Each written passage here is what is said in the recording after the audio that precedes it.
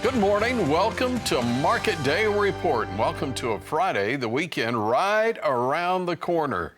But we can't start the weekend until we get a report from USDA, the World Ag Supply Demand Estimates, or WASDE report, rolling out 11 a.m. Central Time. We'll talk about that in just a moment with Brian Hoops. First off, let's get overnight trade for corn and higher. Penny and a quarter higher on the December contract at 4.19 3/4. What about the soybean trade? 10.18 1/2 on the November, 3 3/4 cents higher. All contracts for corn and soybeans higher.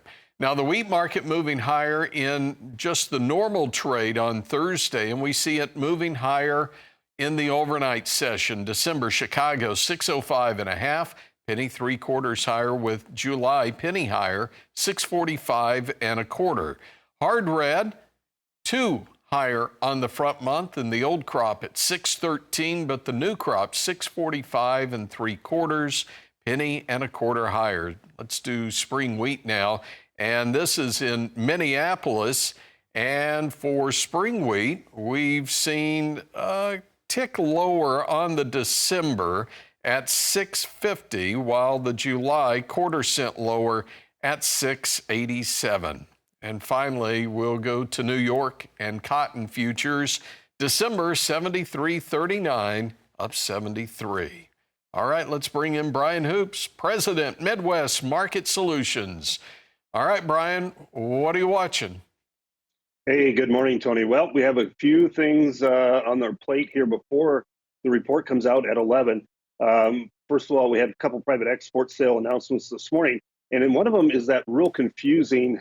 We received in the reporting period and then sold it to an unknown destination, and that's about 577,000 metric tons of corn. That's a huge amount, and the odd number suggests that it could end up being Mexico. But it's one of those that it appears how it was written, that we imported the corn into our country and then sold it rather than just a sale out of the United States.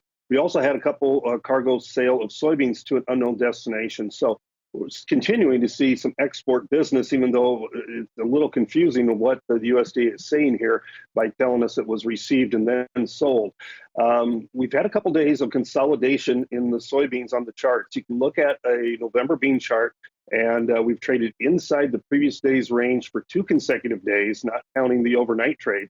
And that usually tells us the market is consolidating, ready to take a big move. And so with the report coming out at 11, you would expect we'd have a sizable move here at some point during the session, probably right after that report is released. Now, historically, 9 out of the last 10 years, the USDA has come in below the average trade guess for soybeans. So there's a chance here, I think, for us to see soybeans try and rally. But the weather in South America is looking better and better with each of these model runs. They're starting to unify between the U.S. and the European models, and they're both talking now better rain chances. So the rallies will probably be sold in the soybean market, whereas the corn market, when we've increased the size of the crop from August to September, we've done that 10 times out of the last 22 years. When that's happened, 7 out of the 10 years, that crop has gotten bigger in the October report. So historically, anyway, we should see a bigger corn crop, maybe smaller than expected soybean crop in that report today. And that's what the trade, I think, is really going to be keen on, is these yield numbers and then what happens with South American growing conditions. All right, Brian, hang on. We'll take a break, come back, and talk livestock futures. Will we see cash cattle develop today? We'll find out. Market Day Report continues in a moment. It's Market Day Report. How did cattle settle on Thursday? Well, let's look. Live cattle futures were higher across the board. The October gaining just under $1 to 189.17. December most active at 188.27, $1.05 higher for feeders. On Thursday, it was $1 higher. On October, 250.27. November up 127 at 249.95.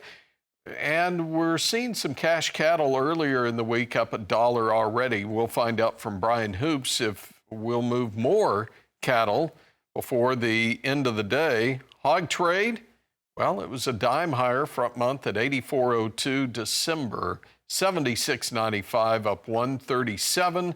And that May at 88.40 settled at the top end of the range, up 32. Brian Hoops, Midwest Market Solutions back. Okay, Brian, floor is yours. What are you watching? So we did have some cash cattle trade yesterday in the north, 187 and 296 dress. So we're looking at fully steady in the north.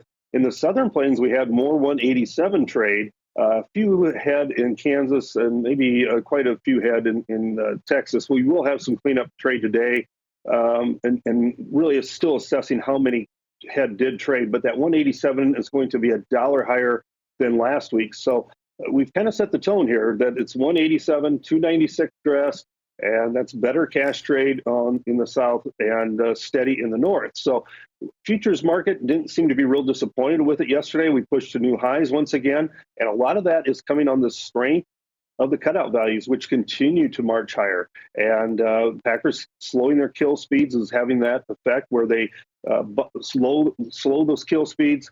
The Packer margins improve as the cutout values improve. And so they're not quite even yet. They're still slightly in the red, but it's a big improvement from where they were earlier in the week. So that strategy is paying off for them. They didn't have to pay a lot higher for cash, but enough to secure the inventory. And then next week, we're probably looking at least a steady call to a higher once again. Hopefully we don't carry much over in the show list this week. Oh, that's perfect. Okay, Brian, I know you're ready to start setting up the tailgate for the WASDE report, so we'll let you go take care of that. Thank you. Again, Brian Hoops with Midwest Market Solutions. So had a steak last night. I have pork on the grill tonight, so I'm getting all of our proteins. I'm sure there'll be chicken somewhere yeah, at some point.